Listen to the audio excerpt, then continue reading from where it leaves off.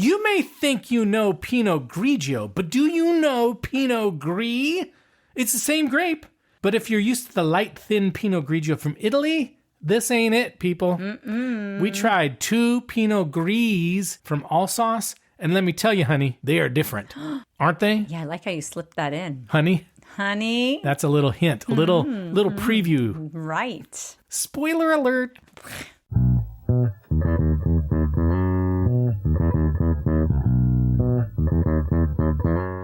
Hello, fellow bottleneckers, and welcome to the Wine Pair Podcast. I'm Joe, your sommelier of reasonably priced wine, and this is my wife and my wine pairing partner in crime, Carmela. Hi there. And we are the Wine Pair. Is that Timmy? Yeah. Well, we'll get to that in a second. If you're new to the podcast, here's what we do.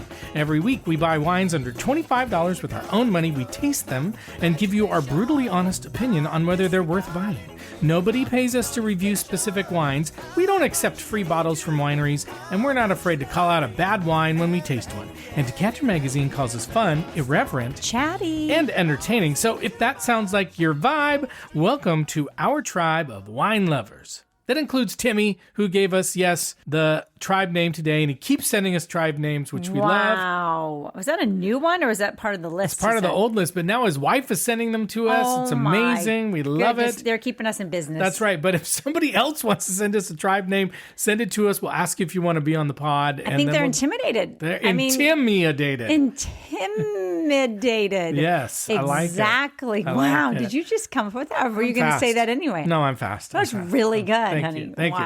Okay, this week, Carmela, we are covering a wine that is polarizing to some and is known by 2 different names, and those names are Pinot Gris and or Pinot Grigio. Now, Pinot Gris and Pinot Grigio are the same grape, so just in case you're wondering. And in fact, they are genetically identical. Oh. And the names mean the same thing in the different languages they're from, namely French and Italian. Both Gris and Grigio mean gray. Oh. And the name comes from the grape itself, which has kind of a pinkish gray hue. And the grape is also a color mutation of Pinot Noir. And in fact, they are genetic twins. Twins. So it's a twin of Pinot Noir. Pinot Gris or Grigio and Pinot Noir, they are genetically twins. That doesn't make sense. I know, believe it or not. But they're not identical. Those guys are fraternal. Okay, I'm not sure they're genetically the same. But anyway, put that in your brain box and bring it out when you're at a party to make people think you're really cool or just a wine nerd. Intimidate them. Nice, intimidate them. But that is not why the wine is controversial, Carmela. Okay. It may be why it's interesting, but it's not why it's controversial. And the reason it's controversial is multifaceted. That's right, I came up with that word on my own. Goodness. Yes, there are actually several controversies, maybe a couple controversies related to Pinot Gris and or Pinot Grigio that are kind of fun. So we're going to spend a little bit of time on them before we head into the section of the podcast where we actually will focus on Alsace Pinot Gris, because that's really what we're talking today, specifically Pinot Gris from Alsace, France. Wow. Yeah. Okay. Now, the first controversy is called the Tokay controversy. So for centuries, the wine in Alsace was called Tokay d'Alsace. Now, that may not sound like a big deal to you, but it was a big deal to the Hungarians.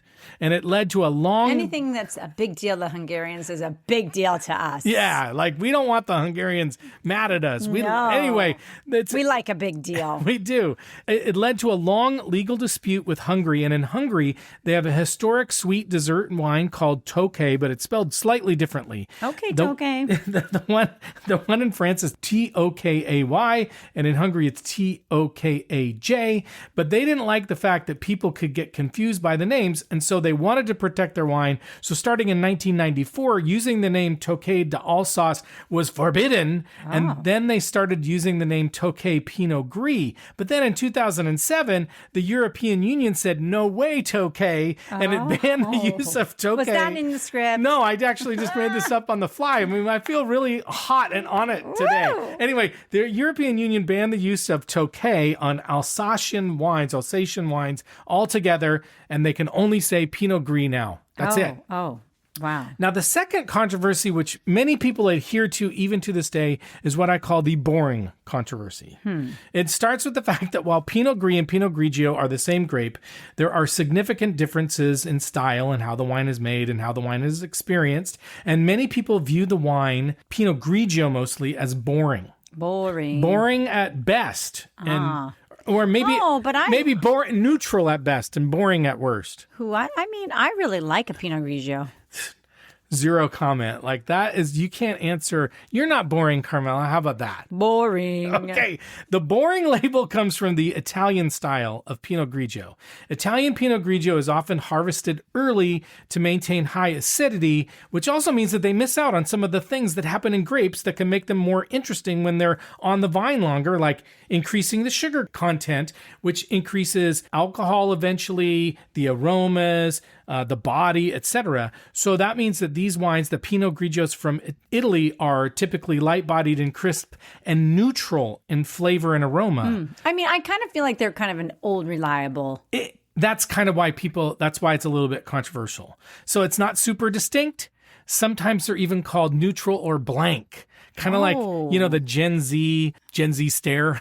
The Gen Z stare? I've never heard of that. You've never heard of the Gen Z stare? No. Blank? Yeah, they're just like blank face. They just look at you with no expression. Oh, that's not good. Yeah. That's what a Pinot Grigio does to us? It's kind of blank like that. It's kind of blank like the stare. Now, additionally, Italian Pinot Grigio is frequently mass-produced. It's sometimes blended with another neutral or blank grape called Trebbiano, and is usually a very inexpensive bulk wine, which critics argue has diluted its reputation. So sommeliers often try to avoid it, and a lot of people just consider it, like you said, to be safe, but boring or uninteresting, and I can relate to that. Oh, you don't like a Pinot Grigio? I was the safe choice, wasn't I, Carmela? For you. I thought you were saying I was the safe choice. No, I was the safe choice. You went out on a limb for me? I don't know, but I overmarried. And everybody knows it. Gracious. Okay, anyway, we'll talk about this more later. The French style of Pinot Gris as opposed to the Italian style. You overmarried? I think that sounds weird.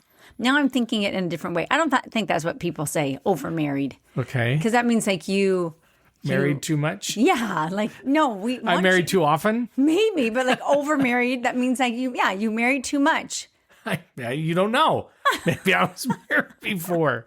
You don't know this. Joe does call me his first wife. I am the first wife, so that means I haven't been married again yet. Right. But anyway, can we get back to Alsace Pinot Gris? Yes, that's a topic for another evening. It is. Now, Pinot Gris in Alsace is generally known as rich, full-bodied, and complex. Now remember, this is the exact same grape as Pinot Grigio. Exactly the same, but totally different descriptors. Some even call it like a little bit oily or unctuous in texture, and it can vary from a light wine to like super sweet wines. So it's very different. So basically, Pinot Gris or Pinot Grigio can have a not so great reputation, and the fact that there are very different styles, it just doesn't show up for most wine drinkers. I don't think most wine drinkers would think that. I think that most wine drinkers would go, oh, Pinot Grigio, like you said, it's kind of old standby. Right. And Pinot Gris might be the same. When in doubt, have a Pinot Grigio. Have a glass of Pinot Grigio. Yeah, and people may shrug it off. Oh, Pinot Gris, isn't that just Pinot Grigio? Whatever. But you know what? We enjoy a Pinot Grigio. We're kind of boring, but that's okay. No, we're not. We're not boring? We're just overmarried, apparently. That's right. That's not boring at all. No. Today we're setting out in this episode to see if Alsace Pinot Gris is as exciting as we are. Woo! If it's not boring like us. And and if it really is Speak a different for yourself. No, I said we're not boring like us. But you said like us. Not boring. Okay. It's confusing. Right, I know. right. Just wait. We're just getting started to confuse people. But we're going to see if this Alsace Pinot Gris is really a different animal than the Italian Pinot Grigio. And we have 2 Alsace Pinot Gris wines to taste and review to see if either or both are worth your hard-earned money. But first, you got to do our shameless plug. That's right. So thank you for listening to us and supporting our show. And we buy all the wine that we taste and review every week. We tell you this all the time so that we can give you real and honest reviews. And if you like what you're hearing, Please subscribe to our podcast and leave us a 5-star rating and review so we can grow listeners. We also love to hear from you, and we always respond, so you can follow us on Instagram and Blue Sky and TikTok at The Wine Pair Podcast. You can contact us on our website, thewinepairpodcast.com, and you can sign up for our email newsletter there. And you can also send us a note at joe@thewinepairpodcast.com and let us know wines you want us to review, or just shoot the breeze. We like to talk. Right. We like to talk. We're boring, but we like to talk. Oh my gosh. And as we do every week, we'll tell you someone we think is overmarried. No, someone we think you should recommend the Wine Pair Podcast to. Somebody who's overmarried. That's right, because the best way, that's a good one, because the best way for us to grow listeners that got to follow the script is when you tell your family and friends about us. And this week, we want you to recommend us to anyone you think is overmarried. I agree. Yeah. I want to know who these people are. Yeah, just go up and you just say, hey, I got this pod. You don't have to tell Hey, them. buddy. You don't have to tell them why you're telling them. But if you just think they're overmarried, Yeah. like that's your call. In fact, don't tell them. Just tell them about I don't think you should the tell them podcast that. and I make them don't. listen to this episode, and they'll figure out why. Oh, then they won't hear anything about the wine. They'll just keep hearing overmarried. That's and right. They're going to be like, wait, is that me? Did you mean That's me? somebody Did you mean me? subtly saying I'm overmarried. Exactly. Okay, Wow. Carmela, let's find out just what the Pinot Gris from Alsace is all about, shall we? Let's do it. Okay, let's start with Alsace itself, because I'm not sure a lot of Americans or people who don't travel much know about Alsace. Alsace is the very far east area of France, and it borders on Germany and the Rhine River to the east, Switzerland to the south, and the Vosges Mountains, I hope I'm saying that right, to the west. Alsace is a place famous for agriculture, which includes winemaking, and that winemaking takes place mostly in the foothills of these Vosges Mountains. The biggest city in Alsace is Strasbourg, which sounds very German, and we're going to talk about that, which also happens to be the official seat of the European Parliament, which just means that's where the European Parliament is legally required to hold votes for major legislation. Another thing to put in your brain box. Not about wine, but just 'cause. Right. Just fun facts. Yeah. Now, for a bit more brain box fodder, Alsace is a region that has had a pretty tumultuous history and has changed hands between the Germans and the French for many, many years. Alsace is considered culturally distinct, and it has its own Germanic dialect, but here, get ready for this. In the 17th century, it was annexed by France from the Holy Roman Empire. It was taken over by Germany following France's defeat in the Franco-Prussian War in 1871. It was returned to France in 1919 after the Treaty of Versailles, which ended World War I. It was annexed again by Nazi Germany in World War II, but was liberated back to France after the war. Whoa. It's like a tennis match. It's like the French Open, which just happened. Right. Now, Alsace is considered firmly French, but there are definite German influences, including many German last names, food, architecture, and cultural elements. But back to Alsace and Alsace winemaking and Pinot Gris. Alsace is a region known for making white wines, and their famous slender wine bottle, also So known, pretty. It's so pretty. It's known as the Flûte d'Alsace, and it has a very distinctive look. It's tall, it's thin, it has sloping shoulders. It actually doesn't have a punt. So the punt is that indentation at the bottom of wine bottles. They don't put that on their wine bottles, and it's usually light green or amber brown glass. And German wines use a similar style quite often. 90% of the wine made in Alsace is white. They focus heavily on 4 main grapes: Riesling, Gewürztraminer, Pinot Gris, and Muscat. Remember that. Remember that. Okay, remember those grapes. Alsace is also considered a leader in environmentally conscious viticulture. More than 36% of its vineyards are certified organic, and more than 8% are biodynamically farmed. Now, if you don't know about biodynamics, let's talk about it a little bit, because it's controversial too. Oh, man. Because it adheres to things like astronomical calendars.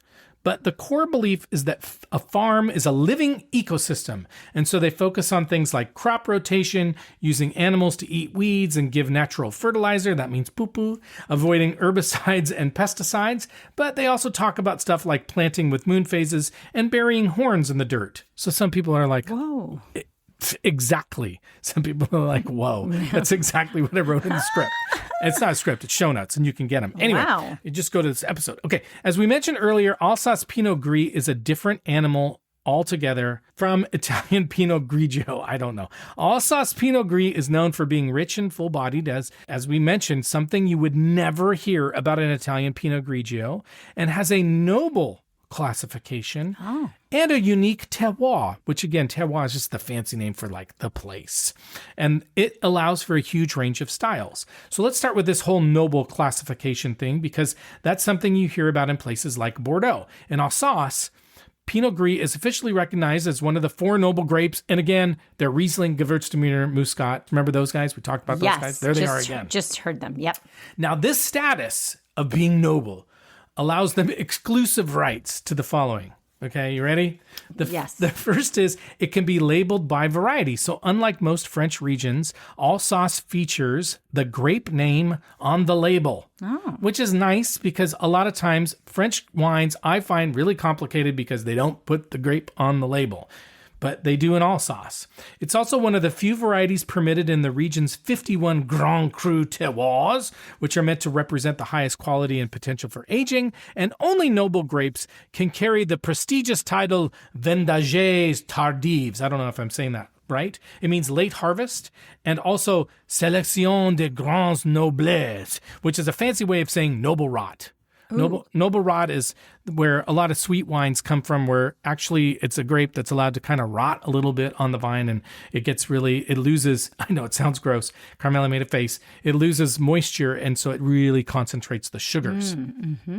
Now, this may be surprising to a lot of people, but Pinot Gris is often described as the biggest of all the Alsace wines because it's known for its thick texture and high alcohol levels, kind of like me. It's also considered spicy, kind of like me, which sets it apart from the lighter, more neutral versions found elsewhere like we talked about. I'm going to like this wine. I think you are. Typical aromas sometimes include stone fruits. By that we mean like peach and apricot. Exotic fruits, that's what the interweb said, like mango. So exotic. Honey, smoke, mushrooms, and dirt. So those are things you would often hear in a Pinot Noir. Right. It often also has a darker look than Pinot Grigio, and it's not considered terribly acidic. So that may be something that we don't like. Yeah, we don't like as much. Because of the geography of the area where it grows, in which the mountains create a rain shadow, which sometimes we, believe it or not, get in Seattle too. Like it rains a lot in Seattle, but we have the Olympic Mountains that can often shadow the rain. Anyway, Alsace is actually one of the driest and sunniest climates in France. Like you would not expect this because it's north and east. And so this allows the grapes to stay on the vine until late October or November, which is why it's very aromatic and high in sugar without losing a lot of acidity. There are said to be 13 different soil types in the area, which if you believe that kind of stuff can create different flavors and textures in the wine. And then it's also said to sit somewhere between a red wine and a white wine, given its structure and tannins and flavors.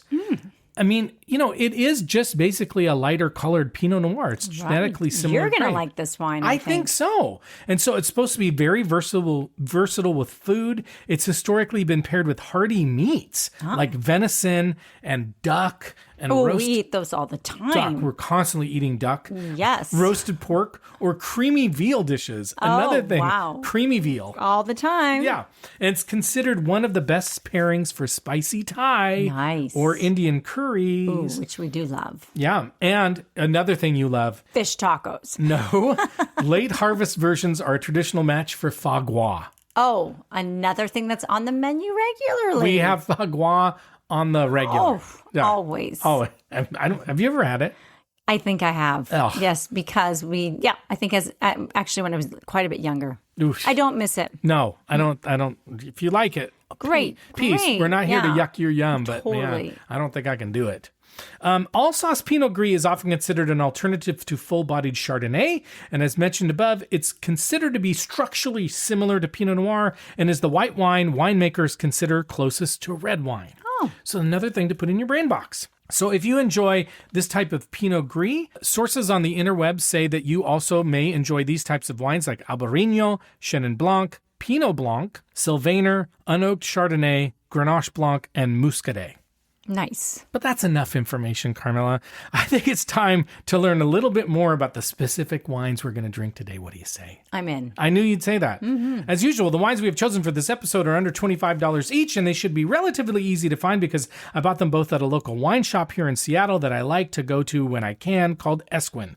Now, it's not a huge store, but it has an amazing selection of quality wines. And no, we are not getting paid for this, but I just like it. It's a local store with a big selection. Give a shout out, I feel like. Alsace Pinot Gris is not going to be hard to find as long as you look for a good wine shop, a store with a good wine selection, particularly French wines. And as always, go to your local mom and pop wine shop like Go to Esquin. your mom and pop. Go to your mom and pop and say, Mama. And then talk to the people who work there, and they'll be more than happy to help you find some Alsace Pinot Gris, I promise. Okay, the first wine we're going to drink is the 2020 Pierre Sparr Grande Réserve Pinot Gris, and this one got an 89 from Wine Enthusiast. The winery says they dry farm, so that means they don't use any irrigation. So they don't use any irrigation, and they grow their grapes sustainably, and the wine is also vegan. So if you're interested in that kind of thing, this might be a great wine for you. And again, vegan really means that when they do their fining and filtering, if they fine and filter their wine, they don't use any animal products in the process. And a lot of times the animal product they may use is egg. Anyway, they say they cold ferment the wine in stainless steel. And we mentioned this before, but cold fermentation is said to help keep the aromatics in the wine intact as much as possible. They ferment for a month. Which seems like a long time. Yeah. And then they keep them in vats until bottling. So there's no oak on this wine. They use whole cluster pressing. So that means they keep all the stuff together like stems and seeds along with the grapes. They do not have skin contact with this wine. So that's interesting. Ooh. And they don't use malolactic fermentation, which is often used by winemakers to tamp down on acidity. So this should be a brighter wine. So we may really like this wine. But it is also not completely dry. They have a little thing on the label that has like a 1 to 5 rating on their sweetness, and this was actually a 2. Oh, wow. But it's high alcohol content as well. So I'm very curious to see how it kind of like comes across. Right, maybe balance things out. I think so. For a little bit more on the winery, they were established by the Sparr family in 1680. Wow. And are located in the Haute Rhine. I don't know where that is, but I thought I'd mention it. They own 37 acres of vineyards, and they also source grapes from other vineyards that they work with. So let's move on to the next wine, which is the 2020 Frey-Sohler Vignes Pinot Gris. Vignes is old vines. For this wine, I could not find any professional ratings, but Bovino had it at a 3.9. I also had a really hard time finding out any information about this wine at all, so I'll tell you what I think I know. Okay. I think I know this. It's 100% Pinot Gris. I got to tell you guys, I've been saying Pinot Gris. I don't know why. I have to He's edit it out. He's trying to come up with his own wine, I think now. Anyway, it's either 12.5 or 13% alcohol. The winery is in an area of Alsace called Rittersberg. The soils are gravel. I believe the grapes are HVE certified, meaning high environmental value. HVE, if you want to know, is a rigorous official agricultural certification created by the French Ministry of Agriculture that recognizes farms and vineyards for their commitment to sustainable and environmentally friendly practices, things like water management, reduced use of artificial fertilizers and insecticides, and stuff like that. So it looks like they are also fermented with natural yeasts under controlled temperatures. But honestly, that's about it. And even that stuff, I'm not totally 100% certain of. So I think we're just going to need to get drinking. So if you have an Alsace Pinot Gris, or any Pinot Gris, or a Pinot Grigio, or a white wine, or just any wine. Or if you have Pinot Gris, let us know. Let us know. We are so curious. I guess I really like that wine. Anyway, we'll be right back. Okay, we're back and we're ready to try our first wine. And I'll just say it is that pretty tall bottle, thin bottle, and it's a screw cap. It sure is. We love a screw cap. Okay, this is the Pierre Sparr Grande Réserve Pinot Gris. It's from Alsace, France. It's a 2020 vintage, $22.99 at Esquin, 14% alcohol, Carmela. Whoa. I know. It's 100% Pinot Gris, and Wine Enthusiast gave it an 89. But let's look first at the color. It's dark. It is a little darker than a normal For sure. Pinot Grigio. It doesn't look like a Pinot Grigio at all. No, it's yeller. Yep. Almost looks Chardonnay-ish. Mm-hmm. Looks kind of buttery. Yeah, buttery. It is kind of buttery yellow. I think you're right. Mm-hmm. Almost like... Or like those little flowers you'd put underneath your, when you were a little kid. Those little tiny yellow the flowers. Buttercups. You put them under your chin. Weren't they really just dandelions? Probably. They were weeds, for sure. But you would test if people liked butter by putting it under their chin. And that was true. Everybody loved butter. And it was a fact. It is. Okay, what are we smelling? I'm getting some of those exotic fruits. I agree. Apricot, for sure. This is what the wine nerds would call lifted, but that just means it's got smell coming out of the glass. Right. Honey, Yeah. I'm getting a little honey. Honey, I agree, like peach, apricot. I'm almost getting a tiny bit, like if I put my nose right in there, maybe a tiny bit of glue. Okay. Funny enough, though, I don't feel like for such high alcohol, I'm not finding it hot at all. I agree. Like alcohol-y or... Yeah, but I glue agree. kind of gives that impression. A little bit. Melon, a little bit of melon, like cantaloupe. I can get behind the cantaloupe, yeah. There's something flowery on it, too.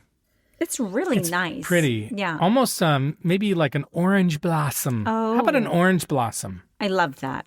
Whatever that may be, I love it. Yeah. But it is, I'm getting a lot, though, of honey on it, too. I agree. I was thinking Natural that. honey, you know? You're totally right. And it does smell viscous. Doesn't it smell almost a little It thick? does, yeah. Okay. I wonder if it's going to be touch sweet, like you said. I don't know. We're going to find out, but it's 14% alcohol. So that means sweet and... Savory. Okay, let's taste it. Whoa. It's kind of big. Yeah, it is. Kind of a big wine. Yeah. That was kind of your sexy voice. Yeah, it is. Sorry. Yeah, it is. I'm going to say, though, out of the gate, I'm missing the acidity on this. Mm-hmm. It is flavorful. Super flavorful. It is like a cocktail almost. It is. But I am a little bit missing that acidity. It's There's no citrus on it at all. Do you think? maybe a little bit, but I am getting like honey, sugar. I am getting, it's sweet, spicy. Tastes a little bit like a pie filling, but like a weird, like a raisin pie filling. Do you know those like sugar, what are those? They're like sugar sticks, but they're covering, what are they covering? It's not like Wax. It's wax. Yeah. That's kind of what it reminds me of. It is. Bit. It is a little waxy, and I'm getting honey. Yes, Definitely getting honey. for sure. Like beeswax almost. Like a biscuit with honey True. and that. butter. I mean, this is a pretty big wine. I know it's kind of Chardonnay-ish. more I than was going to anything. say, I think if you like a Chardonnay, you might dig this wine. Yeah, I mean it is a drink like a cocktail type of wine. Like you can just sip on this and not even have food. I mean, it's so much flavor. I am tasting the alcohol in it too. I feel like on the back end of it, you can get the alcohol. Like it's pretty. I almost got a little bit of church wine vibe on it because it's so alcohol-y. But you don't usually have white wine at church, do we? Sure. Oh. Actually, it's mostly what you have is white wine. Mm-hmm. There's also maybe a little bit of like sweet apple or something on it, maybe. Like a stewed apple? Like apple, Yeah. you're saying like apple pie filling? Yeah, kinda? like there's there's spice on it, like cinnamon. Yeah, so I would say that. I would say that it's kind of like a pie filling with spices. I mean, allspice, cinnamon, like you said. Yeah, nutmeg. It is thick though, don't you think? Like mouthfeel, it's like kind of thick. It is kind of oily, Yeah, it is. Yeah, I mean, it's waxy almost. It's again, there's so much flavor, So much flavor. and I'm not getting like very much alcohol. I know you're getting it at the back end. I feel like I'm little getting bit. a lot. I don't know why. Huh. And it is kind of a little bit on the sweet end. Yeah, no, the orange blossom. I don't know what the heck it exactly means, but I'm kind of getting that. Kinda Orange, getting it. Yeah, A little orange bit. blossom or orange peel. You're kind of with me a little bit now. I think I am. See? Like a blood red orange. Yes. I don't know. I just wanted to. You're so enthusiastic. Oh my God. Anyway, this is a wine for somebody who likes a big white wine For sure. or who is overmarried. Okay, let's talk about the food that we would have with this Pierre Sparr. What do you think? I think it's a big, I mean, like you could have almost anything with it. I'm thinking meat. I am thinking meat dishes, but like, I could do that too. yeah, like chicken, white meats. I'm thinking more white meat. We don't eat a lot of game.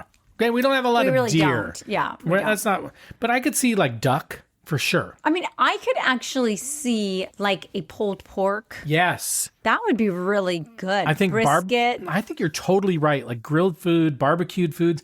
I think it would be killer with spicy foods. Yeah, for sure. I think it'd be really good with Thai or Chinese food, like a General Tso's, Yeah. spicy sausages. Ooh. Yeah, I think so. I think it really could because it's so big. The fish thing is not doing it for me. You wouldn't want to you love the delicate white fish, but Yeah. you wouldn't do that. No, I wouldn't. You know what'd be good with? I had a poke bowl last night, a tuna. Oh, you poke. think it would be good with the Totally, because it tuna. was spicy and Yeah. the fish was really good. Okay. Because, tuna, like that tuna has flavor. Right. True. Okay, well, let's rate this wine. As a reminder, on a rating scale, we rate it on a scale of 1 to 10 with no half points. 7 and above means we'd buy it. 4 below means we're going to pour it down the sink. 5 or 6 means we're going to drink it and finish it, but we're not going to buy it. So what rating are you going to give this wine? I'm having a hard time. I'm not having a hard time where I'm going to say out of the gate, I'm not going to buy this wine. You're not? Nope.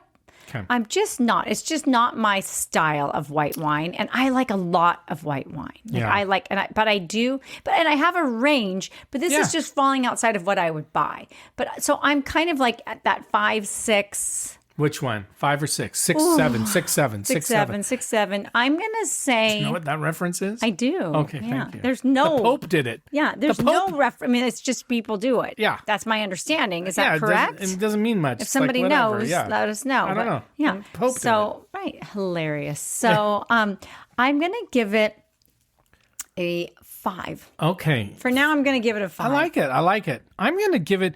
I am on the edge. I think you're right. I think if we were just going out on the town and we were going to have a wine, I don't think you and I would get this. But I will say, like, for certain foods, I think it would be fantastic. And I think if you were going to have somebody over who's, like, stuck in a Chardonnay rut, yes, then this would be a great wine to, like, just expand your horizons a little bit. Agree. And there's nothing offensive about it. Like, it's not a wine that I go, oh, like, I just don't know. It's tasty. Yeah. I just don't know if I can finish a glass. Yeah. No, I'm with you. So I'm going to give it a 6. I would love to give it a 7 because I think it'd be great with food, but I agree. It's not really our style. Again, this is not your grandma's Italian Pinot Grigio. This is a very different wine. Yeah. Yeah. Okay, we're going to take a break and we're going to try our second wine. Okay.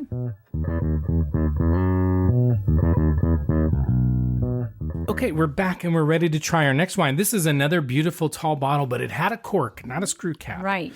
This is the Frey-Sohler Vignes Pinot Gris. It's from Alsace, France. It's also the 2020 vintage, $21.99 at Esquin, 13% alcohol. It's 100% Pinot Gris, and there are no professional ratings that we could find, but Vivino did have it at a 3.9. But let's talk about the color. Dark. It's darker than the last one. It's, when I look in your glass, you have more in your glass, almost a hint of orange. Yeah. It's almost like amber. It's almost amber colored. No? I mean, there's a little of maybe a bit of a hue of it. It's but dark. Like mine, almost, I don't know. It's darker than the other one. I almost feel like when I put it against white, it almost has a pinkish hue in it. Yeah, it's really dark. So it does I agree. It certainly doesn't look like a Pinot Gris. No. It looks like somebody who didn't get enough water in their pee-pee. Oh. Okay, let's smell it and see what we think. Another big smelling wine. Different, though. I feel like it's more apple-y or something. Yeah, I don't know. I'm also kind of getting, this is going to sound odd, but like a little sherbet. Sherbet. It's not sherbet, people. A little creamy. Sherbet. It's sorbet and sherbet. I mean, I don't know where that's coming from, but there's something a little creamy, vanilla-y. This one is not as aromatic as the last one. It's just not. No, maybe not, but maybe herbs too? I don't know where that's coming from either. Maybe. No, I'm with you. I'm getting almost a little bit like it's minerality, like almost a little seawater on it. At first I was smelling, maybe I gave it a good swirl and then I was smelling more, but. Yeah, I feel like more apple or melon. Yeah. Really. Like what kind of melon? I like cantaloupe. Yeah. Okay. It doesn't have the same, it's not as aromatic as the last one. No, it's not jumping out of the glass. No, and it doesn't have that same, like, we were getting a lot of peach and apricot and honey. I don't think we're getting that. We're not getting the honey. We'll see. Well, let's try it and see what we think. Okay, so this to me is like a tamped down version of the other one. It's got like a little bit of body.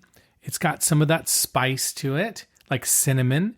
It has more apple than peach or apricot. Mm-hmm. It has some alcohol on it, but to me, it's just rounder and it's less intense. Rounder. I was going to say the same thing. And less intense. Yeah, it almost feels a little numbing. Is that weird? No. It just, because like we like those more acidic wines. This is almost like, that's the thing I don't like sometimes. Is like when you eat a blueberry. And it's just... I hate it when I eat a blueberry. No, I love blueberries so much. I had a whole bunch today. You got some really nice ones. I put them in my yogurt. Oh, you liked those? I felt like those were a little too round for me. I don't know what that means. Well, am I a little too round for you? No, never. But, like, I just feel like they're a little tamped down. Oh, no, they were excellent in yogurt. in yogurt. Okay, fine. Let's get back to the I don't wine. know, but all I'm saying is this feels there's not as much spunk.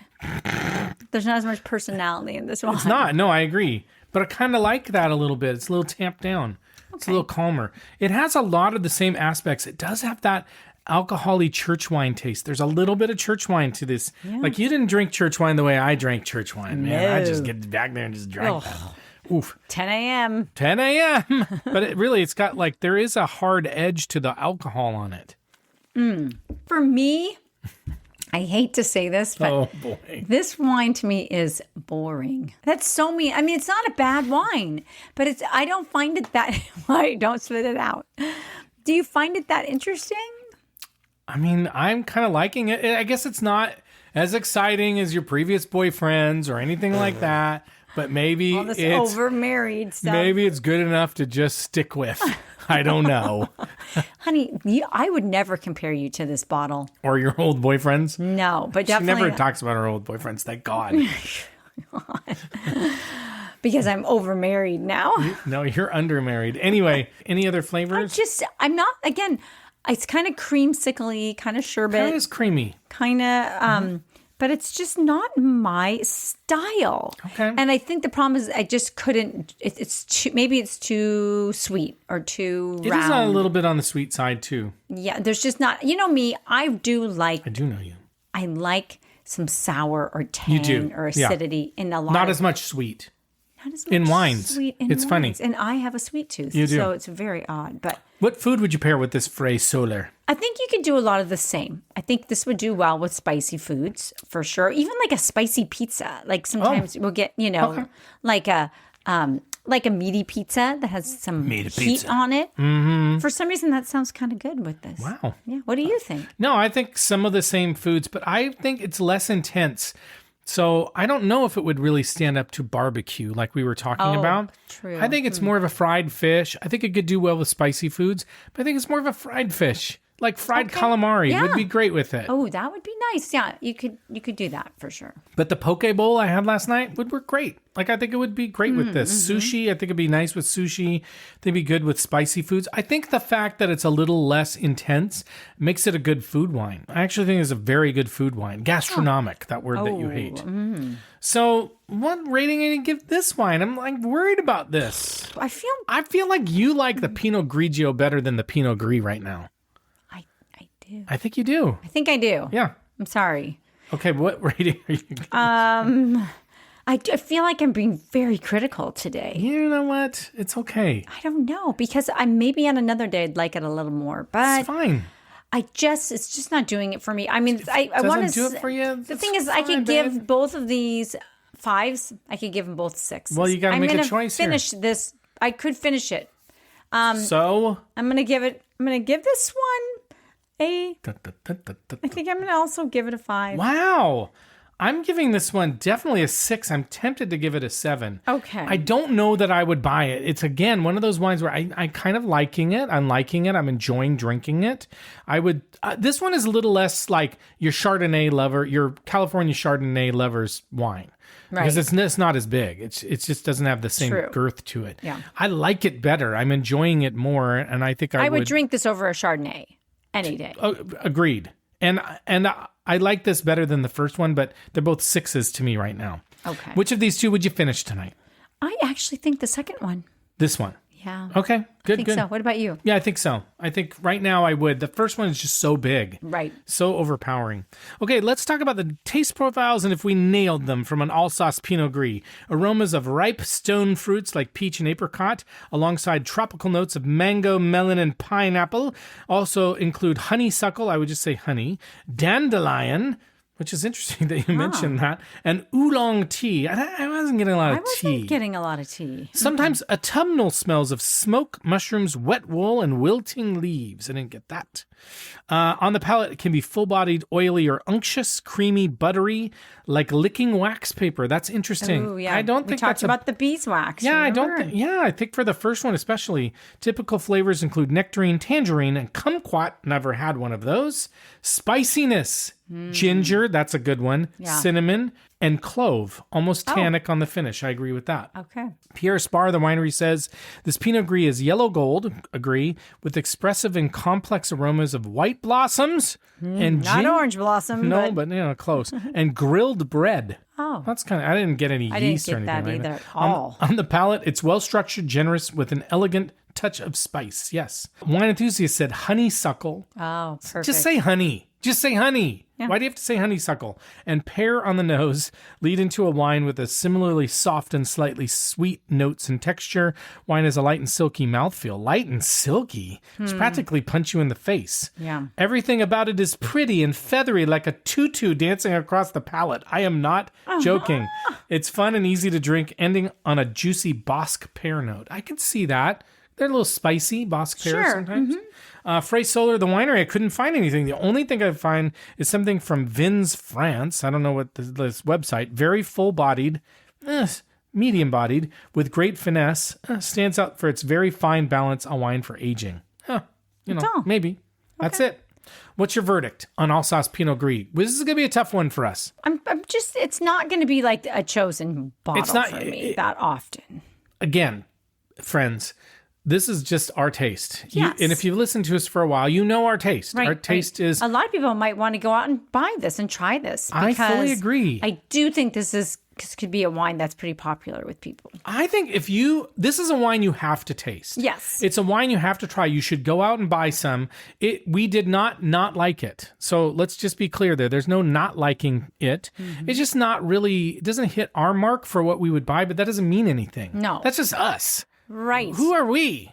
We're just overmarried or undermarried or whatever we are. Right. Who knows Definitely anymore? been married for a long time. Yes, we've been Which means overmarried. we're overmarried. Okay. Oh, you're over being married? I'm kind of over it. Okay. Now it's time to head over to our news desk so that we can cover our wine in the news this week segment. This will be a good one, Carmela. Wine in the news this week. Our wine in the news this week comes from an aviation blog called View from the Wing, written by Gary Leff. L-E-F-F. Links are in the show notes, as always, and the article is entitled, Flight Attendant Served Fake Sparkling Wine in First Class Oh, no. and Claimed It Was American Airlines Policy. What? And not only is this a kind of a crazy story, it has hints to recent experience that Carmela and I had in terms of first class. So let me just tell you something if you want to save your marriage. We were booked on flights to San Francisco, the same flight, but different tickets. Was this in the news? No, I'm just saying this is a personal story. Personal story. I'm telling all the men out there, if you want to save your marriage, this is what you do. I was bumped up. Because I have higher status, I was bumped up to first class. Carmela, who was on a different, because she was coming back on a later day, was on a different ticket, and she was in Comfort Plus or whatever. And so I called, and I was like, hey, buddy. And I just said, is there anything you can do? And the lady was like, I'll put it through, but, you better enjoy Comfort Plus while your wife goes into first class. But Carmela, what happened? Well, first of all, when he told me he was upgraded, I said, no problem, buddy. Go to that first class She might have preferred it, actually. Yeah, I was like, no problem. But so just, for the record, I was going to totally allow him to go. She wouldn't even been mad, which is the worst part about it was not a very long flight either. But then what happens is that Joe, what's the squeaky wheel? Mm-hmm. And he has learned that you just ask. You just ask nicely. Asking. Ask nicely. So all of a sudden, he said, we can do miles. We can do this to put you in first class. And I was like, no. Sure enough, after that phone call. I just asked. He just asked. And within, an hour? Yeah. I had been bumped upgraded up to first class. So, but I want to know about this sparkling. Yeah, so let's go. On March 28th, a woman boarded American Airlines Flight 3394, which ran from Miami to Greenville, Spartanburg, in South Carolina. I don't know why that's important, but she was in first class like Carmela. She ordered a glass of sparkling wine like Carmela. She had 2 glasses, unlike Carmela, who usually only has 1. Apparently enjoyed them, and then asked for a third, and this, which Carmela often does. And this is what happened. The flight attendant came came back with something that, in the passenger's own words, tasted terrible. And then instead of just apologizing and saying they were out of it, the flight attendant leaned over and explained that when the airline runs out of sparkling wine, she had been told to mix still Chardonnay with carbonated water. Ooh, and that it was company policy. So they ran out of the sparkling. It wasn't that she was trying, like, lady, you've had too much to drink. No, but the other thing is, instead of saying, I'm sorry, we're out, can I get you something else? She put sparkling water and Chardonnay Right, together. so she was still giving her alcohol. I get it. We have seen people really throw them down on plane rides. This is true, but nothing to do with this. I know.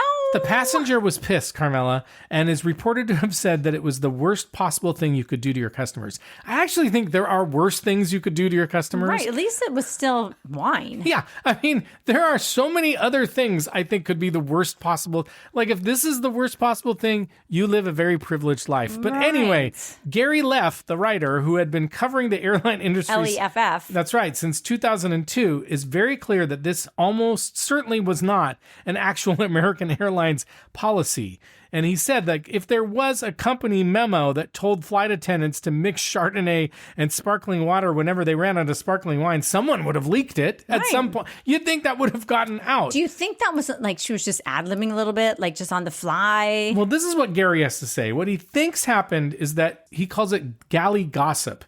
And the idea that flight attendants sometimes learn their procedures from each other rather than from official training. And that over time, maybe somebody improvised this and it was like passed along as lore and then became thought of as like official training. There's also a little history here to know about. In 2024, American Airlines quietly dropped printed wine lists from first and business class, inviting passengers instead to just ask the flight attendants about what was available. And at the time, Gary noted that the flight attendants had been given no extra training on the wines being offered. When the airline took away the list, they didn't train the staff and didn't make sure the planes were adequately stocked. And so this is the kind of stuff that happens. So, Carmela, like last weekend, you're in first class, you've had 2 glasses of sparkling wine, which means like you're having a good time, and you ask for a third, and the flight attendant hands you a glass of Chardonnay mixed with sparkling water and tells you it's company policy. What do you do? Well, I don't think I would care that much. I think I would just say, look, actually, I think it's better to just give you the Chardonnay. Yeah, or just don't give me, if that's all you got. I'm out. We're out. What are you going to do? Would you say it's the worst thing a company could do to you? No, but I think it was kind of silly. It was dumb. Yeah, I feel like you just say, hey, we're out of it. Exactly. So what about you? What would you do? I would just be like, hey, bro, it's good. We're no good. problem. Yeah, just... I don't want that. No. It's good. I don't need to drink anymore. Right. You'd hope that people would be not rude about it. No. They'd just be like kind of cool about it. Okay, Carmel, we have some listener shout outs this week. And so we love it when you reach out to us and tell us what you think, what you're drinking, all that fun stuff. Timmy, we got the chance to cover his Big Baller wine in our newsletter. And he liked the sake interview. So thanks for that. And he sent us more names for the tribe, like I said. And he said he also loves Moussar, which is one of the Lebanese wines we did last week, and he's met one of the Moussar family. Wow. Come on, Timmy, you're big timing us. My goodness. Janine reached out and said she's like the Costco Kirkland Bordeaux Blanc, so that's awesome to know. We'll look for that. Ryan, who was just checking in, and he shared a rosé from Puglia that he was drinking. Wow. So we love that. That is cool. And then Adrian just reached out and shared a wine in the news this week's worthy story about a bourbon robbery in Philadelphia where 11,000 bottles were stolen. It's like, people, what is it with stealing alcohol? I don't know. Get over it. Just buy it. Anyway, wine's coming up in future episodes in case you want to drink along with us. We're going to do Italian Sangiovese that's not Chianti. And by the way, if you go to our show notes, you can see the exact wines, the vintages, and even links if you want to buy them.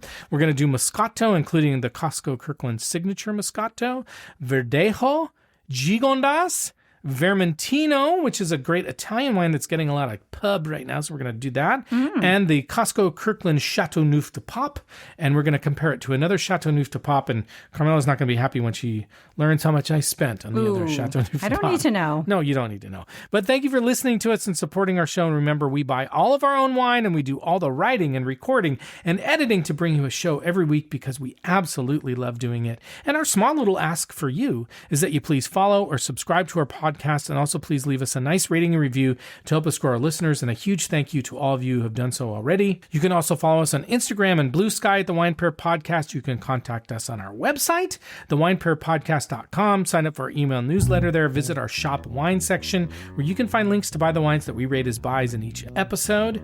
And we want to make content you care about and that you like. So send us a note or DM us on our socials and give us some feedback, or let us know if there's wines you want us to try, or if you're overmarried. Let us know if you're overmarried and show us a picture of you and your spouse, and we will judge. We'll let you know. Well, we've talked about different meanings of overmarried. True. So. Which overmarried you mean. Right. So you can always reach out to Joe at thewinepairpodcast.com. But with that, we're going to sign off. So thank you once again. We'll see you next time. And like we like to say, life is short, so stop drinking shitty wine. Bye-bye. Bye. And the happy ending at the end of our story. Always think too much, always drink too much, always pray too much, always play too much. And when I'm with you too much, I fall in love too much. And when I'm away too much,